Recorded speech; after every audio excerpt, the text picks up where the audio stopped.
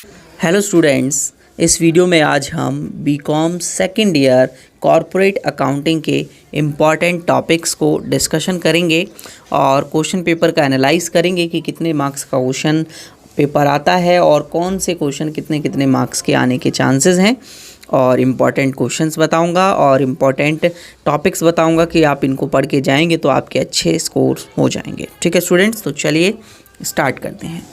देखिएगा स्टूडेंट्स, हमारे पास जो क्वेश्चन पेपर बनता है वो एक तो बनता है हमारे पास सबसे पहला 75 मार्क्स का क्वेश्चन पेपर बनता है और कभी कभार ड्यू जो है 55 मार्क्स का भी क्वेश्चन पेपर बनाती है। ठीक है, अब देखिए दोनों में डिफरेंस क्या है। बेसिकली अगर 75 का आता है तो वो ऑलरेडी 75 में ही रहता है, लेकिन अगर क्वेश्चन पेपर 55 मार्क्स का बनता है तो उसको कन्वर्ट तो कर दिया जाता है 75 में ही। ठीक है, तो इससे तो कोई दिक्कत नहीं है हमको, है ना। अब अगर 75 मार्क्स का क्वेश्चन बना तो आपके पास 5 क्वेश्चन आते हैं 15-15 मार्क्स के, तो आपके पास 75 नंबर हो जाते हैं। और अगर 55 नंबर का क्वेश्चन पेपर बनता है तो 11-11 मार्क्स के 5 क्वेश्चन आते हैं और 55 मार्क्स का पेपर बन जाता है। अब अगर 55 का हो पेपर या 75 का हो, कोई फ़र्क नहीं पड़ता है, आपको ध्यान रखिएगा, कोई फ़र्क नहीं पड़ता है। ठीक है, क्वेश्चन आपको 5 ही करने हैं और पेपर का पैटर्न बिल्कुल सेम रहने वाला है। मैं जो क्वेश्चंस अभी टॉपिक बताऊंगा बस उनको ही पढ़ना है आप सभी को।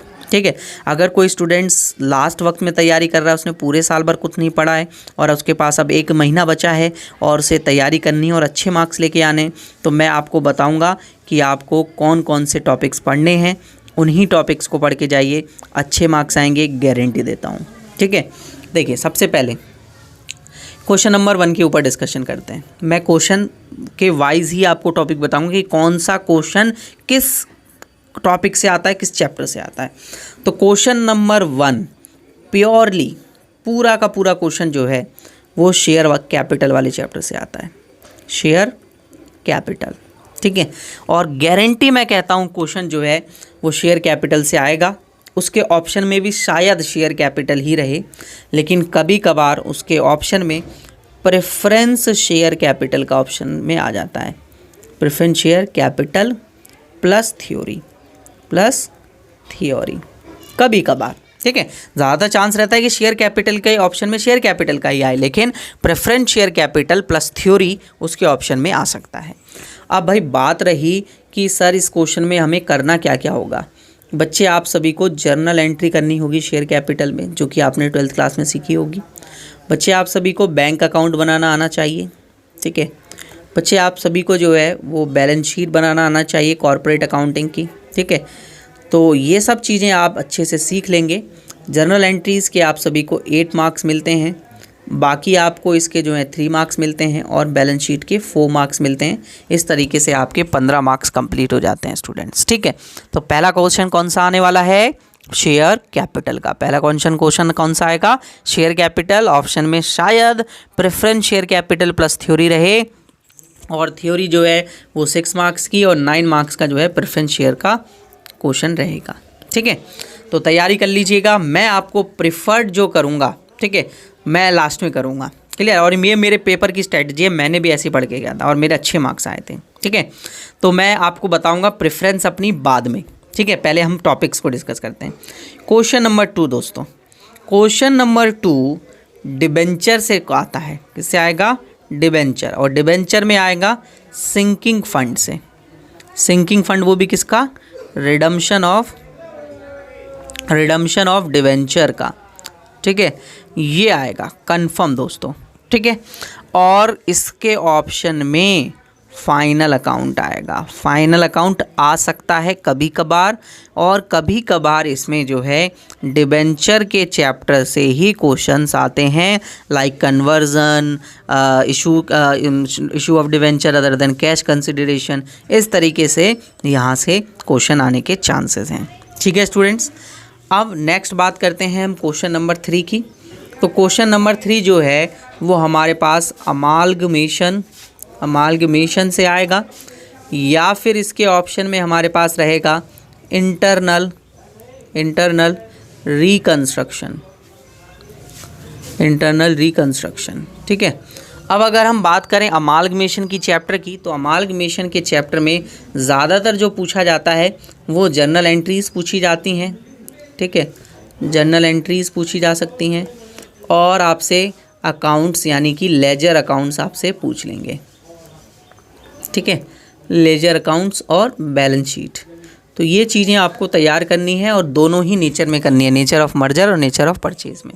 इंटरनल रिकंस्ट्रक्शन का क्वेश्चन सेपरेट बहुत कम आता है, सुन लिया ना, बहुत कम आता है, ठीक है। इसके ज़्यादातर चांसेस हैं कि इसके ऑप्शन में एक थ्योरी आए जो कि 5 to 6 मार्क्स की होगी और ये क्वेश्चन 9 to 10 मार्क्स का होगा, ठीक है ना।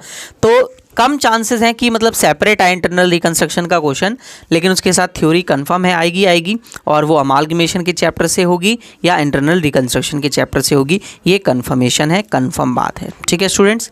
अब देखिए स्टूडेंट सोच रहे होंगे सर अमालगमेशन को चूज़ करें या इंटरनल रिकंस्ट्रक्शन को चूज़ करें, वो मैं बच्चे आपको बताऊँगा और आपकी बेसिस के हिसाब से बताऊँगा। पहले हम पेपर डिस्कस कर लेते हैं, है ना। क्वेश्चन नंबर 4 की अगर हम बात करें तो प्योरली कैश फ्लो स्टेटमेंट से आता है। किससे आता है? Cash flow statement. और ज़्यादातर चांसेस रहते हैं कि इसके ऑप्शन में भी कैश फ्लो स्टेटमेंट हो, लेकिन कभी कभार इसके ऑप्शन में फाइनल अकाउंट का क्वेश्चन रखूँगा। CFS होगा, कैश फ्लो स्टेटमेंट या फाइनल अकाउंट, ठीक है। अब दोनों ही क्वेश्चन मतलब हो सकते हैं आसान है, लेकिन मैं कहूँगा कैश फ्लो स्टेटमेंट बहुत आसान है फाइनल अकाउंट से, लेंथी कम होता है। फाइनल अकाउंट का क्वेश्चन बहुत लेंथी होता है, आपने कहीं भी गलती करी आप उस गलती को फिर ठीक नहीं कर पाएंगे और आपको बहुत ही कन्फ्यूजन हो जाएगी और आप कंफ्यूज हो जाएंगे पेपर में, ठीक है। वो अभी मैं आपके साथ डिस्कस करूँगा। क्वेश्चन नंबर 5 कन्फर्म दोस्तों रेशियो एनालिसिस का आएगा, मेरी बात मानो तो, ठीक है। कन्फर्म रेशियो एनालिसिस का आएगा और इसके ऑप्शन में थ्योरी आएगी या तो एक और रेशियो एनालिसिस का क्वेश्चन आएगा, ठीक है। तो ये हो गए हमारे 15 मार्क्स के क्वेश्चन, 15 मार्क्स का ये भी, 15 मार्क्स का ये भी और हर क्वेश्चन 15 मार्क्स का, ये तो हमें पता ही है।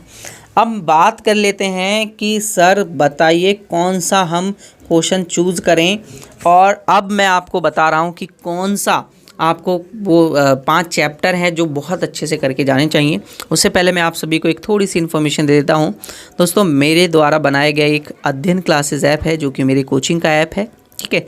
ये ऐप आपको गूगल प्ले स्टोर पर मिल जाएगा और इसका लिंक मैं डिस्क्रिप्शन में दे दूंगा, तो आप वो ईज़िली बहुत आसानी से डाउनलोड कर सकते हैं। यहाँ पर आपको सारे के सारे कोर्सेज़ मिल जाते हैं बहुत ईज़िली और इन कोर्सेज़ को आप जो है परचेज़ कर सकते हैं बहुत ही कम से कम प्राइजेस पर, ठीक है। और अगर आपको कोई भी दिक्कत आती है तो आप मुझे इस नंबर पर कांटेक्ट कर सकते हैं। दोस्तों इस कोर्सेज़ का बेनिफिट क्या होगा, आपको सारे के सारे वीडियो लेक्चर्स मिलेंगे, लाइव क्लासेस मिलेंगी, लाइव डाउट क्लासेस मिलेंगी और आप कभी भी मुझसे डाउट सेशन रखवा सकते हैं और कभी भी मैं आपको डाउट पूछने के लिए मना नहीं करूँगा, कभी भी आपके डाउट्स जो हैं वो क्लियर करूँगा, ठीक है। तो ये थोड़ा सा मेरे द्वारा आपके लिए एक थोड़ा सा कंट्रीब्यूशन है, आप इन सब चीज़ों को ध्यान दें और आपको एक बहुत ही कम से कम प्राइजेस पर बहुत ही अच्छे कोर्सेज़ मेरे द्वारा प्रोवाइड किए जा रहे हैं, ठीक है स्टूडेंट्स। अब देखिए मैं कौन से क्वेश्चंस को प्रेफरेंस दूंगा, इसे देखना बहुत ज़्यादा ज़रूरी है। अब कोई बच्चा बोलेगा सर हमारा 1 महीना बचा है, हम कौन सा क्वेश्चन करके जाएं, कौन से वो 5 चैप्टर हैं जिससे हम पाँचों के पाँचों अपने क्वेश्चन अटैम्प्ट कर लें। तो बच्चे घबराने वाली बात नहीं है, 5 चैप्टर बताऊंगा, इजी चैप्टर बताऊंगा, आसानी से वहाँ पेपर में करके आओगे और फुल मार्क्स स्कोर करोगे 15 में से 15 और 15 में से 15 पाँचों में तो 75 मार्क्स करोगे आप, ठीक है। बाकी आपकी अगर गलती होगी तो आपके मार्क्स कटेंगे।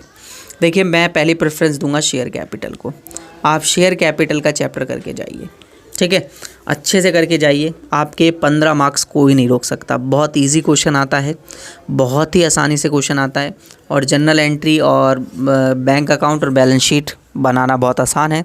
कोई दिक्कत होती है तो मुझे कांटेक्ट कर सकते हैं, मैंने भी आपको एक कांटेक्ट नंबर दिया है, लिंक डिस्क्रिप्शन में भी दी हुई है, वहाँ से आप डाउनलोड कर लीजिए, वहाँ पर सारी की सारी दिक्कतें आपकी सॉल्व की जाएंगी।